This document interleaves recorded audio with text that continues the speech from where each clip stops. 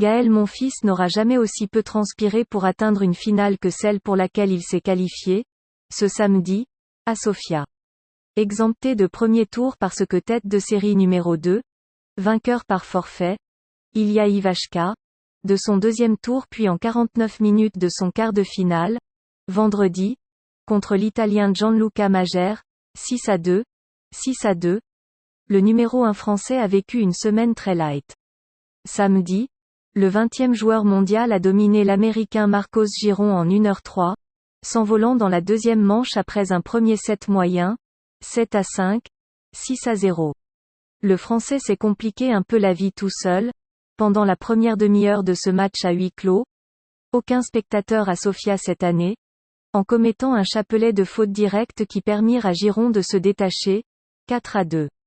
À 28 ans, ce dernier, 67e mondial cette semaine, a atteint le meilleur niveau de sa carrière en 2021, en s'appuyant sur un tennis solide et sans risque ainsi que sur une condition physique impeccable.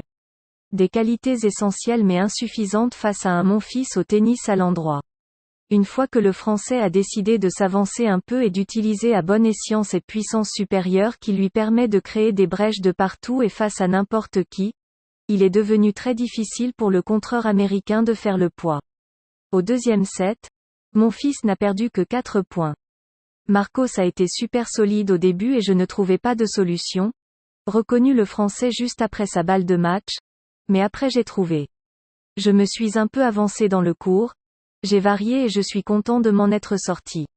Et je suis bien sûr heureux d'avoir une chance de conquérir un nouveau trophée.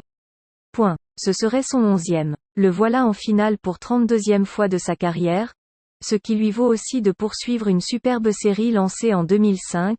Cela fait désormais 17 saisons d'affilée au cours desquelles Gaël Monfils, 35 ans, dispute au moins une finale sur le circuit principal. Pas si inconstant que ça.